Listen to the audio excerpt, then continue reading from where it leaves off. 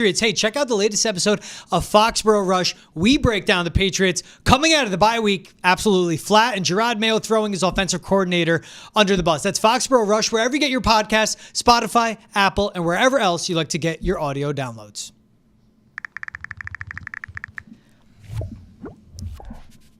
All right, let's bring it in. This is Boston. Has entered the chat. I'm George Balekji. He's Travis Thomas. T, how we doing today? I'm doing good, man. I'm feeling festive. Yeah. You know, I did something for our digital department you witnessed earlier that will be out later on. But let's just say I had to dress up in a Santa costume. And when is that dropping? I don't know, but I will tell you this, my friend. Next year, we're going to need to get the Santa costume from the big and tall because the one size fits all didn't really fit all. I like it. Yeah. You go fresh shaved today up top? Looking like clean, that? my man. Huh? Can you see the future? Huh? It's bright, baby. Damn right it is. Hey, we got a packed show for you guys today. We're going to talk about the 49ers suspending De'Vondre Campbell. Of course, this comes after he walked out on the team in the middle of their Thursday night football loss. Pop-Tart Bowl with a new trophy, and Mike Evans chasing 1,000. Then we'll dive into Jerod Mayo and if he's cost himself his job. Because just as you think it gets worse, it keeps getting worse after that point. Wow. As always, we give out our winners and losers coming out of Sunday. And we'll play a little bit of comparison. If you're Mike Vrabel, where do you want to end up? That's all that and more coming up right here on Foxborough Rush. Let's get into what's trending. You guys know how it goes. 3-minute timer. Put it up on the screen. Ding! If you're listening, you'll hear a buzzer after 3 minutes on each subject. But the 49ers suspended linebacker De'Vondre Campbell 3 games for refusing to enter the game. You see the report right there on your screen. Now, Kyle Shanahan said his actions from the game is just not something you can do to your team. We heard George Kittle say, I've never seen that before, and I hope I never see a player do that again. And that's George Kittle, one of the leaders on the team. Sure. Charvarius Ward saying, man, that's unacceptable. Charvarius Ward is a player that returned to play for the 49ers this season after losing his daughter, which is something no one should ever go through. He said bro was a sucker for that. Exactly. And John Lynch, the GM, when he got word of De'Vondre Campbell refusing to go in the game, went down himself and told him to leave the sideline. Yeah, but listen. So now they're suspending him 3 games. Right. You go through all this. All these players are speaking out over it. Execs, John Lynch, everyone. Shanahan, the coach. And then you just suspend him. Get rid of his ass. And I know Kyle said, you know. They don't want to reward him. They won't want to reward him by allowing him to go sign with someone else. But, like, why? I mean, this isn't jail. If I'm another team, I'm not interested in this kid. Someone will. Someone will, and you know who will? A loser franchise. Okay. You know who would do it? A Jets, a Raider, a Patriots. Who cares? Like, this guy quit on his team during a game, bruh. Like, it's never okay to quit on your team. He quit on his team during a game. I would cut his ass so fast. I wouldn't want him anywhere near my building. And this lends That's itself. what this suspension is, I think, though. What do you mean? Don't come to the building. You're away from the team. For 3 games. Yeah. And then you're back. No, he's done. Well, with the Niners. Then cut him. That's my point. They're playing games here. I would have cut him I would have cut him in the game. Okay, great. You quit? Cool. Cut him. Antonio Brown style. Nah, I'm out. See ya. I like the suspension. For that simple fact, if someone else scoops him up, then he gets what he wants. He gets to play. I don't know. Where you do not do that, man. I wouldn't want to. I guess that would, in my mentality, that would be someone else's problem. Get it out of the building. No, I understand that. That would be someone else's issue, not mine. Either way, he's never playing for the 49ers again. And so he was signed this past offseason to be the stopgap guy with Dre Greenlaw coming off a torn Achilles.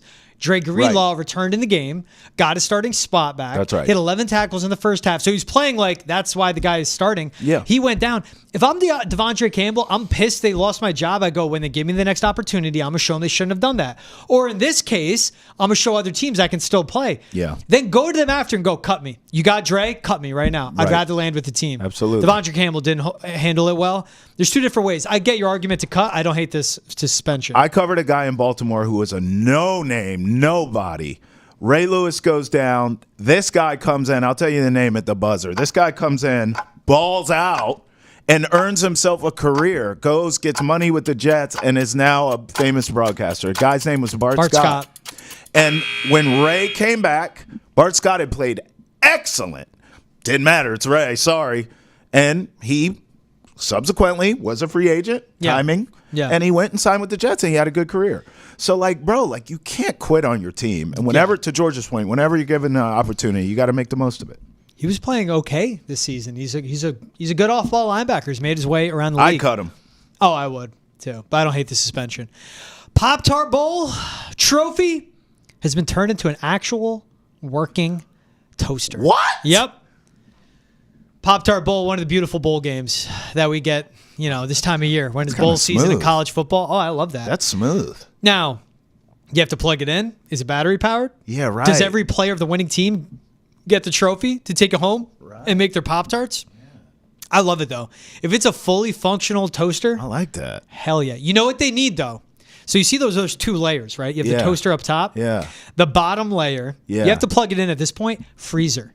You ever have frozen Pop-Tarts? I haven't. You told me about that. I put you onto it. Yeah, Go get a s'mores Pop-Tart. Yeah. Put it in the freezer. Yeah. About 30 minutes. Take it out. Let it sit for a little. Bite into it. I like it better frozen than thawed. Just a s'mores? You could do any flavor. Oh, all right. I do was like, s'mores, is there specific? You know what? Cookies and cream. Go cookies and cream. I like cookies. I like all Pop-Tarts. I don't hate on any of them. My favorite is a traditional strawberry with the sprinkles. That's my favorite one.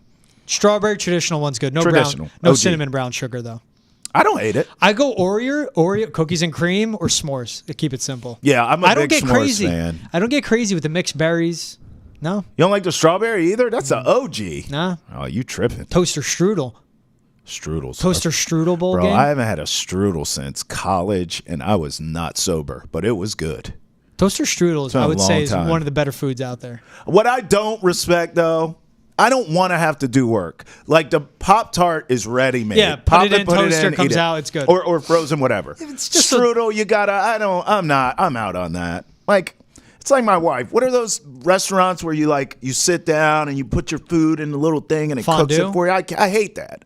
Melting when pot? I go to dinner, I want to, bring me my steak. Yeah. You know what I mean? Yeah. What do you want me to do? I got to milk the cow and kill it, too? Like, come on. I don't want to do work. That'd be nice. I don't care about that. Farm to table. Bring me what I need. I'm at the table. Yeah, I'm not trying to farm. You know what I mean? That's all I'm saying about the toaster strudels. Big fan, but at my advanced age, the older I get, the less work I want to do for my damn food. Who's in the Pop-Tart Bowl?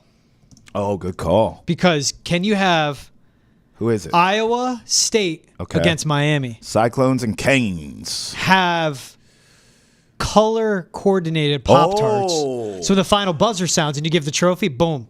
Okay, orange and green Pop-Tarts come out of the trophy. Are they orange or red?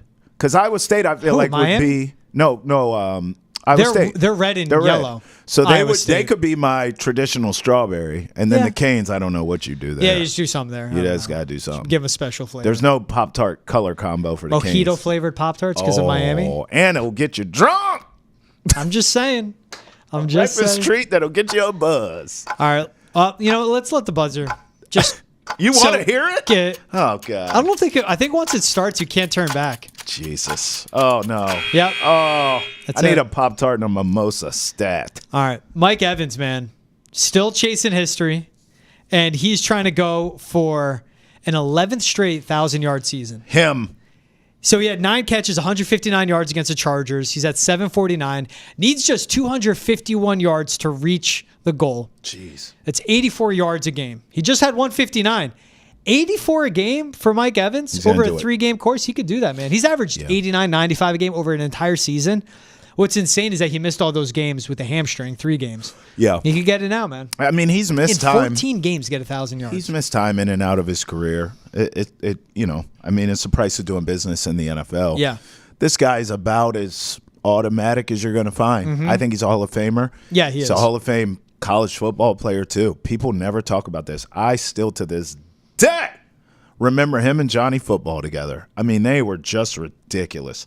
Mike Evans is one of those all-time receivers who will probably not be brought up in the sort of upper echelon, rarefied air that you get with a Randy Moss and a Jerry Rice and a Mike Orman and Chris Carter and Fitzgerald and Megatron. We know the names. Mike Evans won't get brought up into those conversations, but maybe he should. I mean, consistent, tough as nails, hands, routes. About as complete a wide receiver as you're going to find. Blocks, Never been a pain in the arse, a distraction, a diva. Just goes about his business. The only knock is that he does miss a handful of games here or there. But this guy, by the way, he's going to get this, as you said. Baker Mayfield will continue to feed him. And I think Mike Evans continues to age very well. I think he has another 2-3 years high end on him. So maybe, and hey, by the way, if he gets 2 or 3 more years at a high end, maybe he gets into that conversation that I'm talking about. We'll see. I think he's already a Hall of Fame receiver. He is. Especially with that Super Bowl ring he has. But he's not in the combos for, you know what I mean? He's not, you don't really bring him up all time. He stepped in 1,000 yards, 12 touchdowns as a rookie. Consistent, and just never looked back from that point on. Exactly. He's available. I mean, he's never played less than 13 games in a season. Yeah. And if he stays on track and doesn't get injured, he'll play 14 this season. But continually 1,000, 1,000, 1,000. Yeah, I think the best compliment that can be paid to him once his career is over, because I don't know if he gets into that sort of class of receiver that I'm talking about. Yeah. But I do believe he'll be a first ballot Hall of Famer. And I think that is how. Receiver's weird, but he should be. He should be a first ballot Hall of Famer. Yeah. I think that is how he will. That'll show the respect that and that he's garnered amongst his peers and others. Mike Evans is an all-timer. And like the era he played in the NFL, where he's sharing time with like the Julio Joneses, you know, who's again should be a first ballot as well. Outlasted him exactly. Even the DeAndre Hopkins. But it's been like him and the other guys that have been in the league. Like when he came in, Larry Fitzgerald was still a thing. Yeah, Randy Moss was still here. Like. It was just the golden era of wide receivers, man. And he's won a Super Bowl. That's the other thing. And he has a ring. You got to respect him as a champion. He could finish top 15 all-time receiving yards. And if he does, he's only 1,300 behind from hitting that mark. I believe he will. Take. I believe he will. If he does, then he's first ballot, in my opinion. Gets to that mark. Yep. Andre Johnson, Steve Smith. We were lucky, man. The receivers. We really were. We had the golden era of receivers. No question. Quarterbacks, too, when you think about it. Yeah. Hey, want to join the conversation? Want to tell us if you think Mike Evans is a first ballot Hall of Famer? Tweet at us using the hashtag NESSONChat or email thechat@nesson.com to join the chat. Boston has entered the chat, is available on YouTube, Spotify, Apple, Amazon, wherever else podcasts are found. And if you're watching on Nesson's YouTube page, hit the subscribe button as well. All right, T. All right. Patriots lost 30-17 coming out of the bye. Looked flat, dysfunctional, non-disciplined, non-smart. Keep going. Players, coaches, no one seemed ready. Sloppy. Flat in the first half, sloppy, just bad. Yep. Coming out of a bye, they're now 3-11, and it's not the 3-11, it's how they've gotten to this point. That's right. Losing to bad teams. And then Gerod Mayo has a comment he has yesterday when he was asked about why not using Drake May to scramble or run on 3rd and 1 and 4th and 1. 3rd and 1, 4th and 1, they're both plugged and stopped on the goal line. 4th and 1, brought in City So, went like Rhino package. Heavy fullback, again, can't get there. And Gerod Mayo, right off the 11th loss, his response was, "You said it, not me." He's like, "Why aren't you using it?" Threw his offensive coordinator right under the bus. Sure did. We talked about it.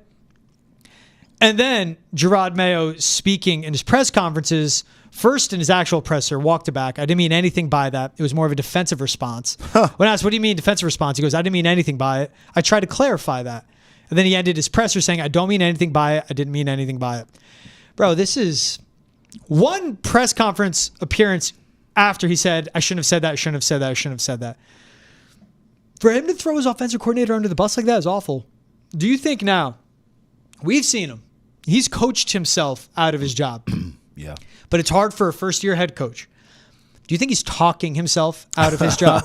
I think that's a great question, George. But it's part of the job is how you of course you're the spokesperson for the franchise. It's a great question. I just feel like the answer is within the question. I think Gerod Mayo coaching his way out of a job has shown you how green he is on said job and how important experience is. And the things he's saying in the media, he'll say and then walk back almost weekly at this point. I think also shows how green he is, and he just doesn't know. He doesn't know what he's doing, and so I guess my answer is like the media stuff is an extension of what we're getting on the sidelines from the guy. He can't coach. He's not good at his job, every single bleeping time they give us a cutaway of Gerod Mayo on the sideline, he looks lost. When you get to the post-game press conference, he looks lost to me. And even when he tries to say something with his chest, like when he called the team soft, I was maybe the only person applauding him at that time. Good for him. This team did. I remember us doing Foxborough Rush after that game. I don't remember who it was against. And saying, good for him. He's right. They are soft. It's about I think I said, like, it's about time. He's called this team out. And then the next day he walked it back. And it's like, bro, like, you can't even get that right.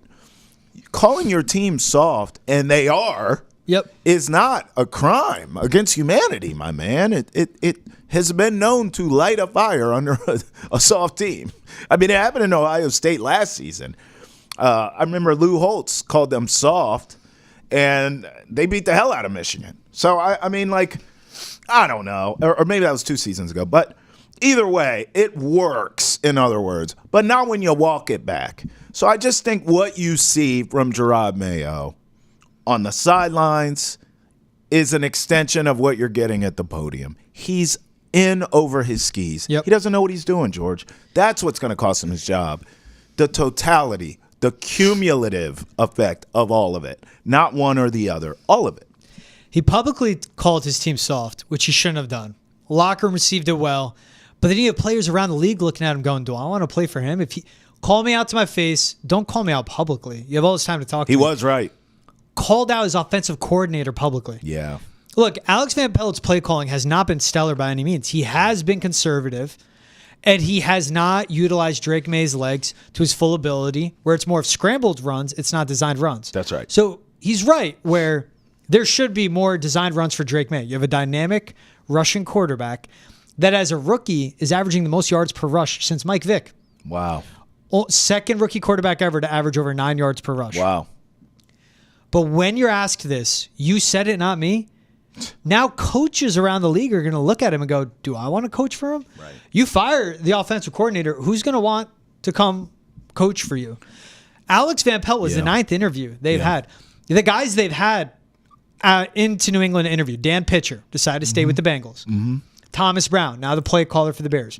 For better or for worse, Shane Waldron, who had actual play calling experience. Yes. He was a failure at the Bears, so I'm just saying it. Nick Caley, who was in New England, came to New England, would have been a play caller, so would have more responsibilities. He said, you know what, I'm going to stay in St. Louis. And you're calling out Alex Van Pelt publicly, who's been a coach in the NFL for 18 years. Like, started 05, quality control, worked his way up. You're a rookie head coach. You're not even through a full season. For better or for worse, you were handed this job. Yeah. And it stinks, I think Gerod Mayo got caught in the middle of this tug of war of power and credit between the Krafts and Bill Belichick. But this is the simple things of handling yourself at the podium. And if he keeps talking like this and keeps putting his foot in his mouth, because what does he always say since day one? No repeat offenders. And what's accountability and growth? It's knowing when you messed up and not doing it again. I get it that he's frustrated after a loss, but you're throwing your coaches under the bus? Are you kidding me, man? Yeah. And then he goes, well, you know, later on, that's on me. I 100% have control. I flipped the switch. You get in his ear, Alex, use Drake's legs. Hey, and again, these are the adjustments as it goes down. My issues with some of the losses they've had, like the Miami loss, like the Titans loss, where they make magic happen, they don't know what to do. This isn't a coaching staff that is prepared. No. Hey, when you're in meetings on Monday, when you're in meetings on every day of the week. Yes. Hey, when we get to the red area, we've been struggling running the ball. Let's go with the read option on Drake May. Details. Like they did in the preseason against the Eagles. Details. It was 3rd and goal on the 4-yard line, and it worked like a charm. Yeah. But you can't even do that. And by the way, I didn't even get to it. The Patriots, Jerod Mayo spoke in his presser. He spoke on WEI like he does on Mondays. They canceled the players' media availability, and they gave them the day off from meetings. What do you make of that? They need to have meetings as a staff. And I think this is Jerod Mayo trying to kind of let this storm pass because he messed up. You got to meet with Alex Van Pelt first thing. I messed up. Let me take ownership for it. Let me be better. And then meet with his whole coaching staff.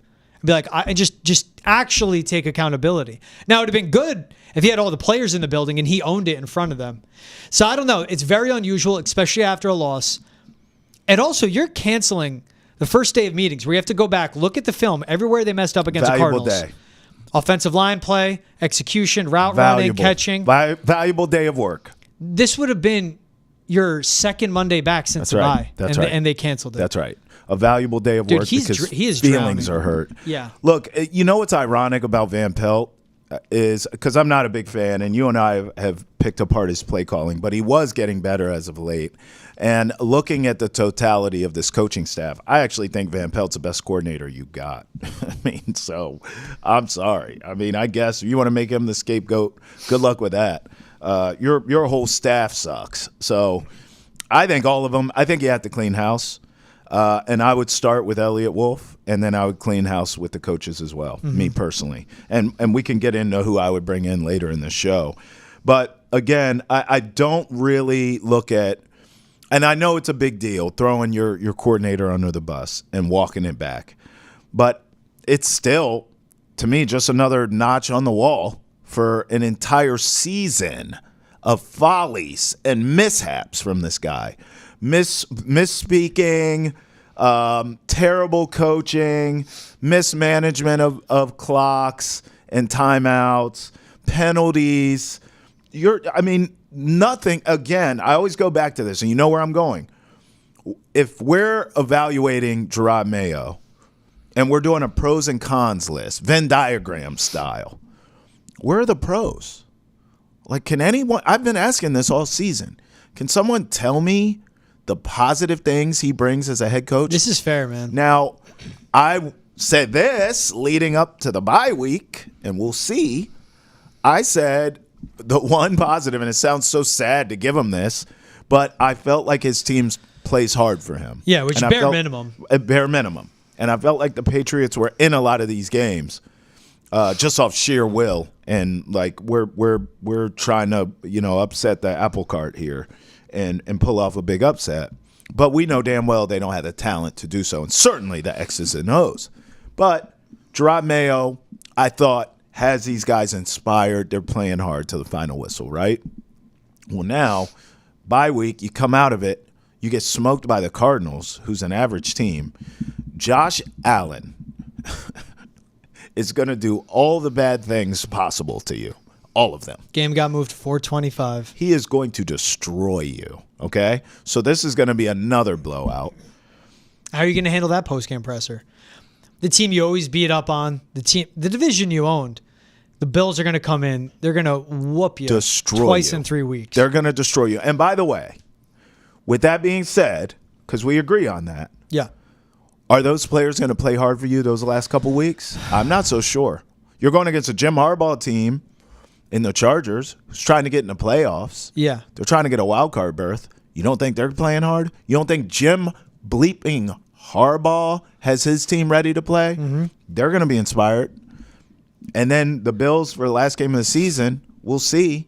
But why would you win that game? Yeah. You're just going to screw your draft status. And, listen, I just think by then, potentially, this team could have quit on Gerod Mayo. If you lose 7 straight games to end the season, you've put your foot in your mouth. You lead the league in coaches putting their foot in their mouth. That's you. You're the GOAT this season for that. Yeah. Of talking out of your arse in the media. You lose 7 straight, and your players quit on you the last few weeks of the season. How can you be retained? Yeah. How? What I wonder with this, too, is that you throw your offensive coordinator under the bus. Your best player is Drake May. Yes. The only thing that's been going right for your team all year is your offense. Yeah. And you took the leader of that side of the ball, the guy who spends the most time at that side of the ball. Drake May, Ramondre Stevenson, Pop Douglas, Mike Onwenu. For better or for worse, those are 4 of their better players. And those are guys you would keep. Hunter Henry, a leader. Drake May is a leader by far. Yeah. And you took the guy they spend the most time with and you threw him under the bus and then back over him. That's right. Like that, if the leaders start side-eyeing you, like, what's up with that? And you lose the leaders, then you're going to lose the locker room. That's a good point. It's more than that.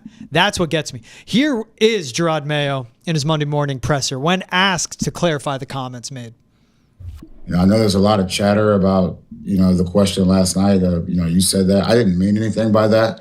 It was more of a defensive response. And ultimately, and I tried to clarify that with the follow-up question, because ultimately all of those decisions are mine. So I just wanted to get that out there. Fire away. Gerod, what do you mean by defensive response to that question? Yeah, it was just more, I didn't mean anything by it. I just was like, you said it, because I didn't want to go down that whole rabbit hole of trying to explain all those things. And like I just said, I tried to clarify that with the follow-up question, saying that all of those critical situations fall on me. Defensive response. He's a former player that's a head coach. He's answering these questions like a former player. He really is. And you're seeing it happen with a very inexperienced, a very young locker room as well. He actually is. Good call. And that's where the culture isn't good. Yeah. And I get it. Like, there are times when I feel for a head coach after a really tough loss, 10, 15 minutes after, not even, they got to go up, talk to the media, and take it right on the chest, all these tough questions. Yeah. And I get it. But that's a defensive response, throwing your other guy under the bus. Mm-hmm. You're asked about using his legs. The simple thing, like, look, we know Drake May's dynamic. We need to be better. Mm-hmm. I need to be better at making that happen. Something like that. We haven't got that all year. And this isn't week 2. Right. This is their 14th game. This is week 15. Yep. And he's been an assistant where he's talked to the media time and time again. And then later in the day on the Greg Hill show, he's like laughing on it, just chumming it up. One of the guys on the show made a joke of, said a question, goes, I'll walk it back tomorrow, like as a joke at Gerod Mayo. And Gerod Mayo laughed it off. Like, yeah, you don't have to like leap across the table and kill the guy or cuss him out. But it's just like the cultural 180 that's happening with the Patriots. And just hearing that, like, it was a defensive response. Like, you're making an excuse. I would, and just the whole thing. It's a mess. Me. I would love to ask Robert Kraft what he saw in him. And look, obviously he has an answer for it, but I just think, like, in a way, you almost need to lean into his strengths then, right? So I'm just gonna speak out loud here. If I'm Robert Kraft, I saw leadership, I saw compassion, I saw all these great attributes. Well, then you got to lean into that stuff now, because that's not being portrayed here. What we're getting is a guy who does not take accountability. George and I talk about this every week. He puts it on the players. He puts it on everyone. And then at the very end, before the next question's asked, he'll say, and I have to get better as that too as a head coach. Well, bro, you got to lead with that, dog. He's a repeat offender. You got to lead with that. So I don't see the leadership that Robert Kraft saw or whatever attributes that I'm curious to know, because, if that's the case and we see Jonathan and Bob taking notes, and we know that they meet with Jerod Mayo after every game, what's it called, a debrief or whatever, like, that should be something that's discussed. Write that down on your damn sticky notes, the attributes and the traits that this guy possessed from a positive aspect, George, of why you made this decision to hire him. You need to write those down and then figure out how to get to those Gerod Mayo as a head coach and lean into those, because right now I'm not seeing any of it. I'm not seeing any positives. That's why I ask the same question every week, and I'm not being funny. I really want someone to tell me, what does he bring from a positive standpoint as a head coach to the Patriots that you can hang your hat on for the future, or you can put your arms around for the future? I really believe the answer is nothing. Nathan. Zip zero.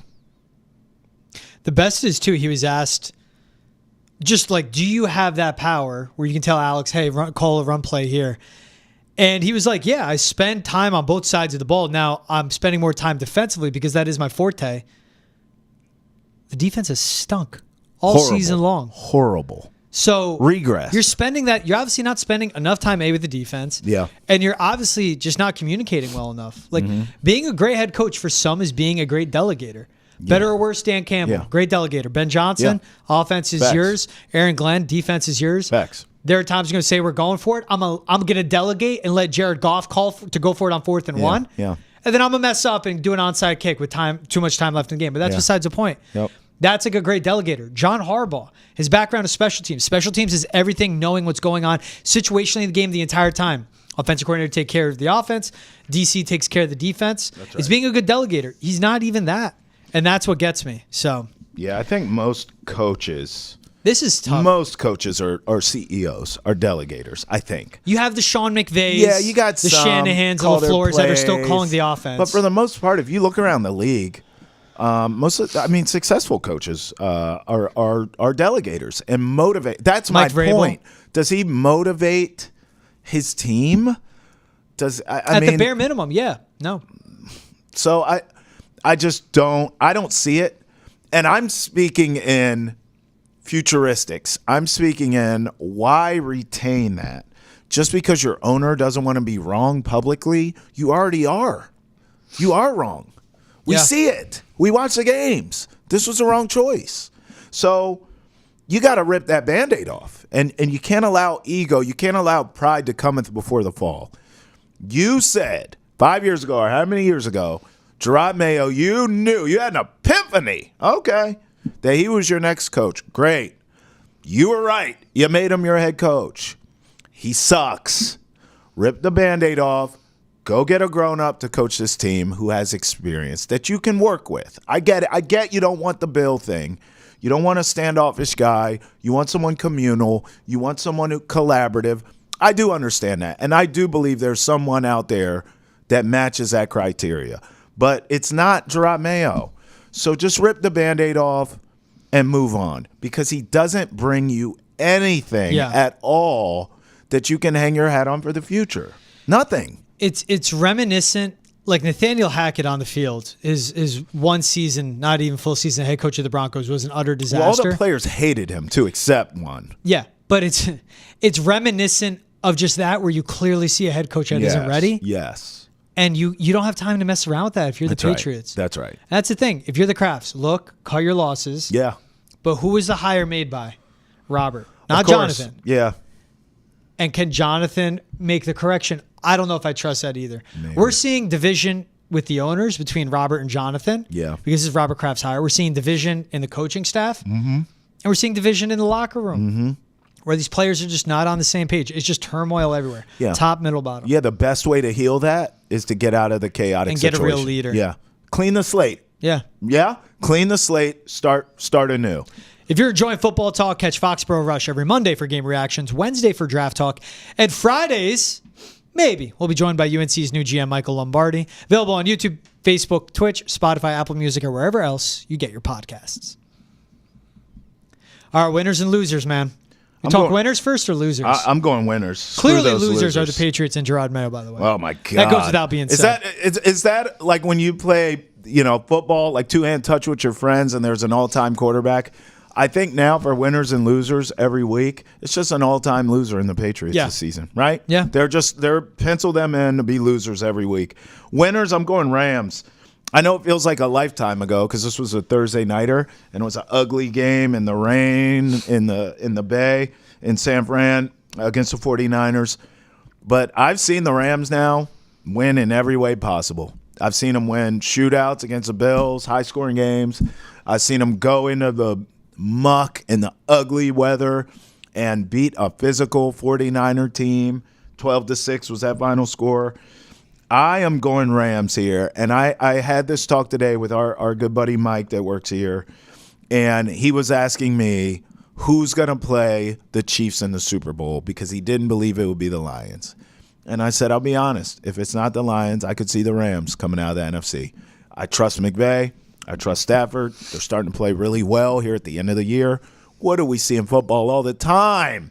Teams that get hot at the end of the season, all of a sudden they get in the playoffs, boom, no one wants to play them. To the moon, they're in the Super Bowl.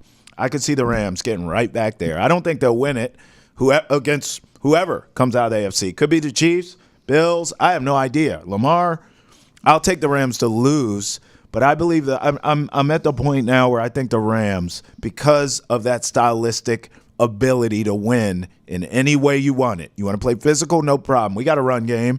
You want to light it up scoreboard-wise? We have one of the great all-time quarterbacks and not one but two wide receivers that can cook your arse. The Rams have a young, opportunistic defense and an all-time coach. Rams are my winner, and I believe in them big picture. I wouldn't want to be matched up with the Rams opening round of the playoffs. Me either. Offensive line's getting healthy. They have a very good D-line. Secondary stinks, but Sean McVay, Matt Stafford, run game, good receivers on the outside. Lord. Can block and can blow you up on the line of scrimmage. God. Man, my winners are Bills. I mean, beat the Chiefs. Yeah. Lost to the Rams by 2, fine. Go into the Lions' house. Yeah. And beat them 48-42. Keep them in check. Dominate the game. I know the Lions outscored them in the fourth quarter, but you leave that with a win.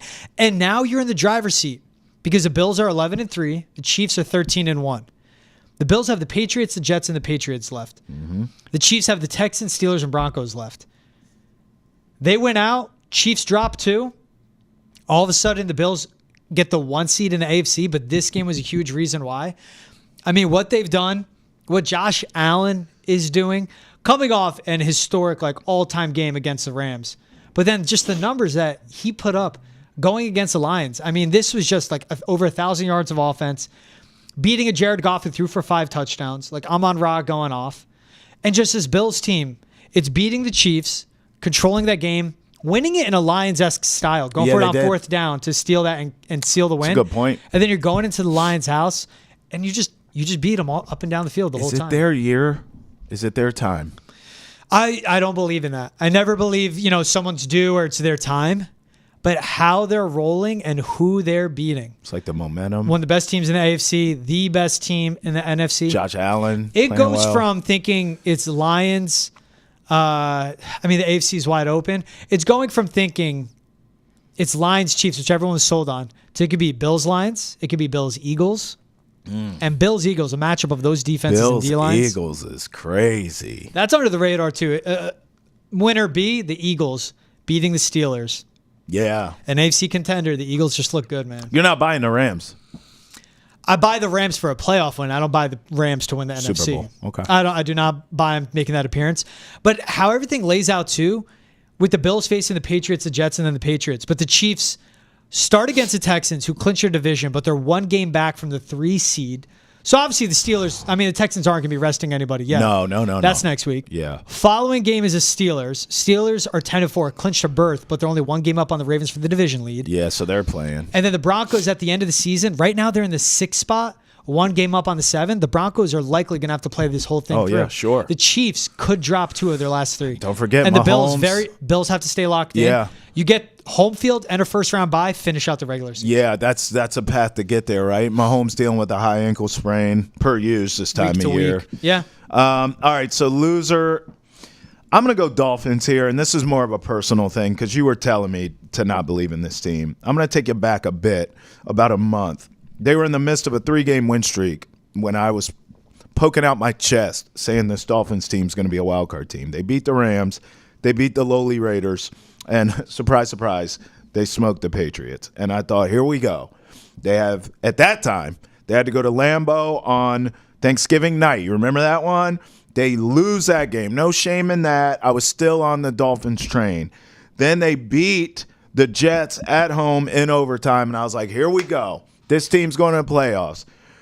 They got to go to Houston and get this win, though, because they don't have a lot of runway left.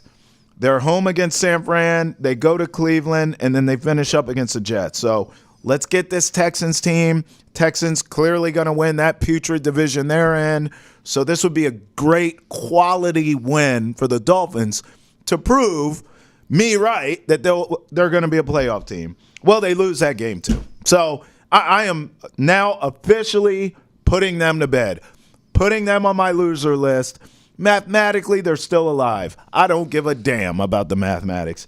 The Dolphins are dead. They are not making the playoffs. If there's any AFC team whose hand is going to reach up from the ground like The Undertaker, it'll be the Bengals because they'll have to win out the rest of the way, and their schedule's a little easier than the Dolphins. I am done on the Dolphins. I could see them, honestly, they could lose the San Fran game, obviously, this week, and they could lose in the dog pound or against the Jets. They're finished. I do not believe in this team. They are soft. They are soft as toilet paper. I am out on the Dolphins. Officially. Welcome. I know. It hurts. AFC East stinks. Yeah, it does. Dolphins are a bad team. They're a paper lion. The Jets stink. The Patriots stink. Yeah. Bills are really good. That's it. Bills are doing what the Pats used to do. Exactly. Yeah. Read my mind. Yeah. That's what it was. It was the whole division being awful, and then the Patriots being so Yeah. dominant. That's what the Bills are doing this year. Hey, with a really good quarterback. Huh. Makes you Tua? think. No, I'm saying for the Bills. Josh Oh, Allen. yeah. Hell yeah. That makes all the difference. My loser's Dan Campbell. Took an onside kick. You're down 10, 12 minutes left in the game. That boy and it's gambled. not the old NFL rules. Yes. Where you can do the surprise onside. You got to line up, let them know what you're doing. And your coverage team just wasn't ready at all because No. Matt Collins took it to the 5-yard line. Yes. And they scored the next play later. This is after their defense stopped Buffalo on Detroit's 32 or 38, I believe, forced a field goal. Then Detroit goes 70 yards in 5 plays, makes it 38-28, and then you give this up and you let this happen. They outscored Buffalo in the fourth quarter 21-10. The final was 48-42. Like, Detroit could have came back and won this game. That onside kick cost them. Because whatever momentum you get a stop, you get a score. It is like the playoff game. Yes, it is. You just need something to let you settle down and catch your breath. You do an onside kick and they take it to the house, the whole team goes, what? Yeah. It's if you at least practice, fine.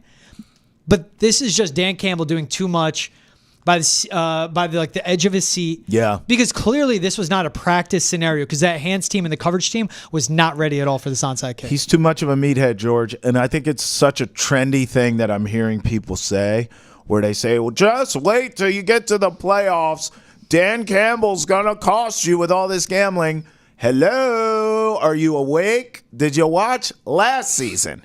He already costed the Lions a chance to go to the damn Super Bowl. How come no one ever talks about that? Yeah. I do, because I was screaming during that game. Like, what are you doing, bro? Yeah. And we know the Niners came back, won the game, and we know the rest of the story, right? So he's already costed the Lions. And this is one of those really tough positions if you're a Lions fan, and I do get it, because it's a gift and a curse.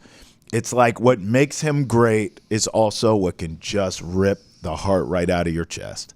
This guy is a riverboat gambler degenerate to the highest order. He's going for it. He doesn't give a damn. Yeah. And he's going to stick with that. And that's who he is, and I do respect that. And it's a lovable trait.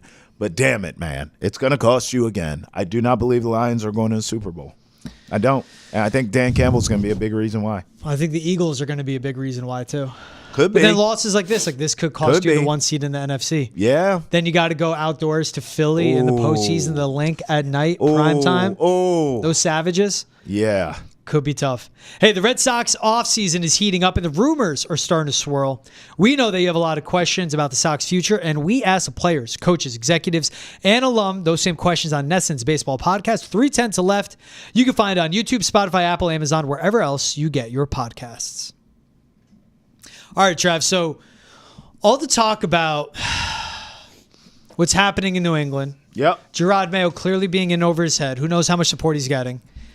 Here's the big thing. Okay. It was a coach I wanted the Patriots to go out and get last offseason, Mike Vrabel. You did. He's a free agent as a head coach this offseason. We know the Bears have an opening. We know that the Jaguars will have an opening. Possibly the Cowboys. Possibly the New York Giants. If the Patriots have an opening, because if Jerod Mayo doesn't get everything together for the last 3 games, he could lose his job. And you're Mike Vrabel. Would you rather be coaching the Bears with a second-year quarterback in the league and a top 3 pick in Caleb Williams? Or would you rather be the head coach at the New England Patriots with Drake May? Same scenario with the quarterback. Patriots have $132 million in cap space. Bears have $82 million in cap space. I'm going to give you a power ranking here for Mike Vrabel, okay? Because he's going to be hot shack when it comes to this hiring cycle. I think he's going to be the top dog. The 2 best jobs in the NFL, as you've illustrated, in my opinion, are the Bears and the Patriots. We all know why the Patriots are around here. The money, the draft pick, Drake May doesn't hurt. And it's the Patriots, for God's sakes. And then, obviously Chicago, I want to give them props too. Caleb Williams, they don't have the money as the Patriots, but certainly they'll have a high draft pick as well. And I believe offensively they have a lot more weaponry for their young quarterback and Caleb Williams than the Patriots do, for sure. Who offensively, the cupboards are bare here. The third one I'm going to throw you is Ohio State. You know, I'm of the belief that Tennessee's going to beat the Buckeyes in their building in the college football playoff. Mm-hmm. And I don't think Ryan Day is going to make it out of that stadium with a job. I mean, it'll be the first time a coach getting fired right there in front of all their fans, okay? That's how bad they want to run Ryan Day out of the building. Mike Vrabel has ties to all three of these franchises. I just think the Patriots in the end will be his choice. And I think the Patriots is the best gig. And to George's credit, you know, he was right. He said, I think his direct quote was, Mike Vrabel's right there. And he was right, because the Patriots clearly now, hindsight being 2020, and many of you watching and listening thought Vrabel, was the right choice to begin with. But I always respected, and I still do.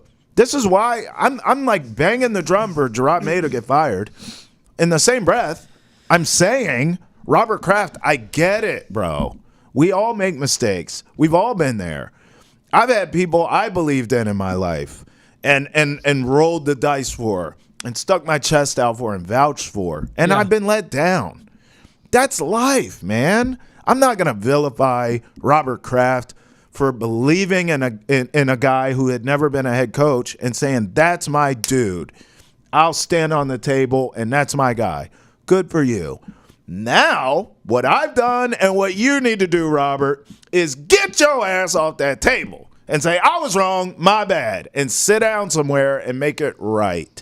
What you can't do, where the mistake comes, is if you stick to your guns, if you stick to the script. No, it's going to be Mayo, damn it. That's going to be a mistake, okay? You got to pivot off this. Vrabel was there for you the first time. You passed him up. He may feel a type of way about that. Yeah, great relationship with the Patriots. We all love him. Great player. But now, literally, you may have to pay for passing him up the first time. You may have to sweeten the pot. Good for Mike Vrabel. That's the hire. Get me Vrabel as a head coach here in New England. By the way, but I don't think does Mike Vrabel want the Patriots over the Bears? We'll see. Hey, that's a question. Let me get you here. Here's how you make it right. First of all, you have to own that you passed him up. Secondly, you have to pay him more than the Bears or Ohio State will. I'm throwing them in the pot. Good too. luck. Well, hey, do you want him or not, right? So you got to sweeten the pot. You got to admit that you made a mistake with Gerod Mayo, not only publicly, but to Mike Vrabel as well. Yeah.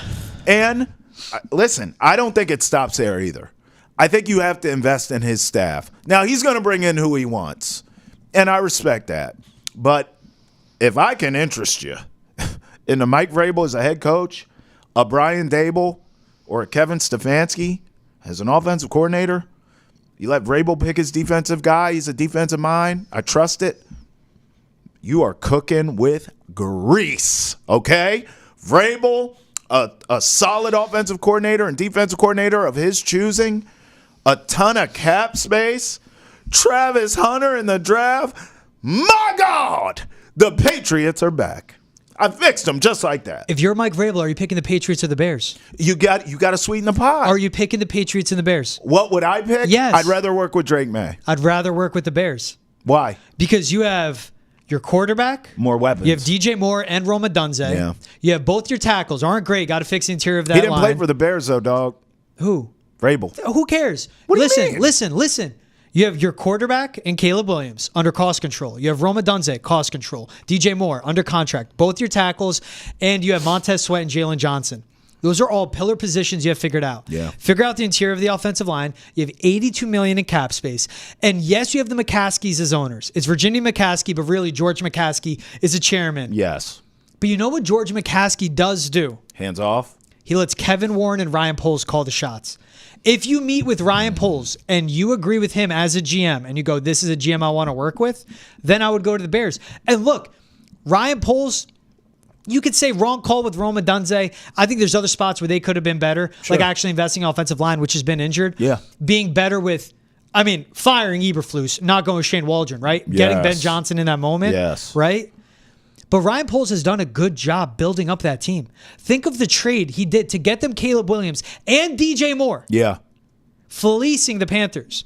Those are football people making football decisions in Chicago. Sure. In New England, you're going to have a debrief with the owner and his son and Robin Gleason. Yes, after every game. You think that's going to stop? I do. You're going to have the son that's taking notes up in the suite, asking you all these things like fans. I think it stops. And do you get to pick your GM? Because what did the Crafts do in this hiring process?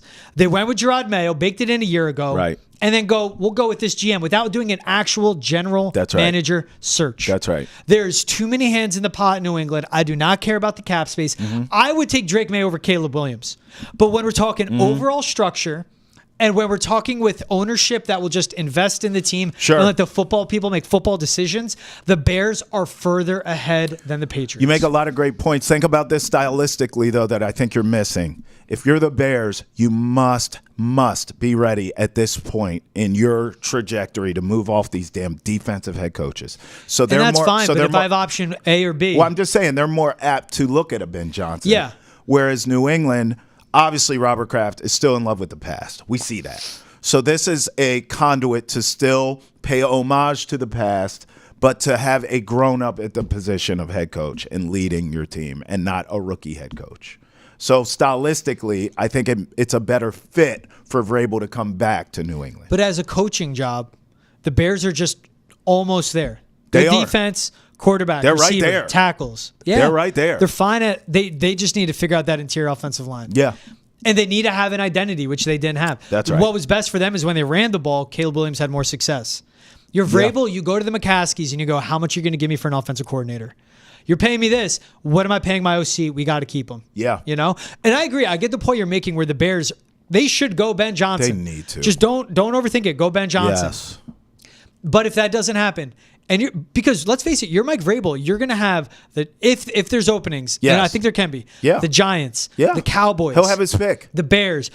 Whatever team has an opening, you more than likely have an opportunity to be coaching there. I think he's the pick of the litter, George. I think Vrabel will have Ben his Johnson. Pick. Yes. And there are going to be a lot of openings. Yeah. And you know what? I think what this all boils down to, we're talking about, a lot of things have to go right in your scenario. The Patriots are way down that list. Ooh. You have a quarterback. Yeah. You have $132 million in cap space. You have a right guard and a wide receiver 3-3. That's a slot receiver. Top 3 pick. You have a D tackle. You have an edge rusher. Yep. You have a cornerback. Shutdown corner. Okay. You got a long way to go. And again, he has ties to the franchise, when you George. go in, you can't poo-poo that. When you go in and you see everything in front of you and you see the cap space, is it this or is one hand tied behind your back? Fair. I don't care about the ties. Fair. Because Mike Vrabel cares about winning. Yeah. And he's going to know that. Yeah. He doesn't need the Patriots. The Patriots need him. Amen. They need him last year, to your point, when you kept screaming, Vrabel's right there. If he was looking for his first head coaching job, he'd go Patriots and ties or matter. But he doesn't need it. Don't sleep on Ohio State. Just saying. I do like that scenario. Just saying. They might pay more than the NFL teams. And if you go to Ohio State, you run everything. You don't worry about pressure. Owners.